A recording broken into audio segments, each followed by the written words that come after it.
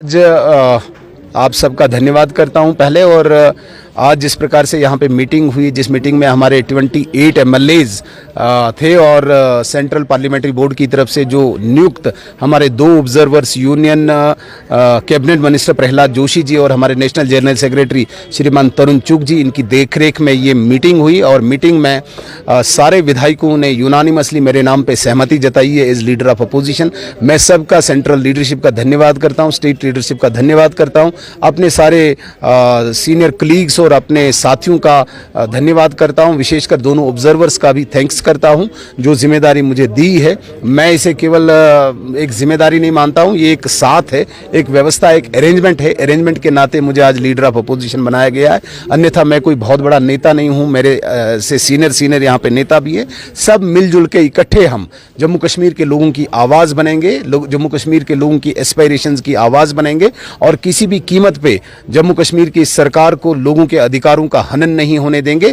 ये हमारा दायित्व है, ये हमारी ड्यूटी मिली है और इस रिस्पांसिबिलिटी को बखूबी हम निभाएंगे। बैक टू बैक एनकाउंटर्स किसको जिम्मेदार समझते? देखिए, ये कोई नई बात नहीं है। बैक टू बैक एनकाउंटर्स 1989 से चल रहे हैं, लेकिन जिस प्रकार से पिछले कुछ दिनों से अब इसको हाइप मिली है, 2019 के बाद हमारी सिक्योरिटी फोर्सेज ने और हमारे अर्धसैनिक बलों ने जिस प्रकार से आतंकवाद को जमींदोज किया था, अभी पाकिस्तान प्रायोजित आतंकवाद एक नए मॉड्यूल को लेके, नए प्रोग्राम को लेके, जिसमें नॉन लोकल्स को निशाना बना के ऐसे जहां पे सेफ पैसेजेस में जाके वहां पे निशाना बनाया जा रहा है, ये हमारे लिए चुनौती है। लेकिन इस चुनौती को भी हम स्वीकार करते हैं। हमारी जो सेना है, हमारे जो अर्धसैनिक बल हैं, आप यकीन माने जिस प्रकार से कर लंबे टाइम के बाद एक ब्रेक थ्रू हुआ है और खानियार और लारनू में 3 आतंकवादियों को मौत के घाट उतारा है।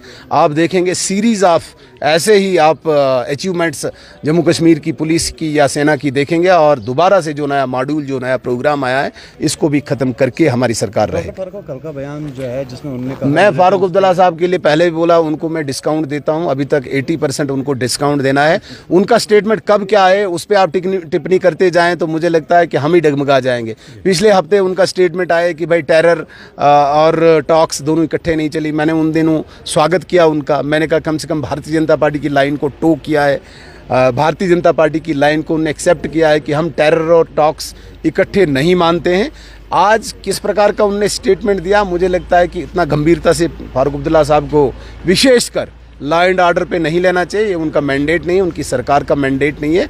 उन्हें जो मैंडेट दिया है उसके लिए लोगों के साथ जो उनने वादे किए हैं, 12 सिलेंडर, 10 किलो और राशन बढ़ाना, 5000 पेंशन, 5 लाख नौकरियां, वो उनके लिए मुझे लगता है कि उनको सीरियस होना चाहिए और गंभीरता से उन चुनाव के वादों को लेना चाहिए। अन्यथा एक कश्मीर है, कश्मीर में ज़्यादा देर किसी को फिर टिकने देते नहीं।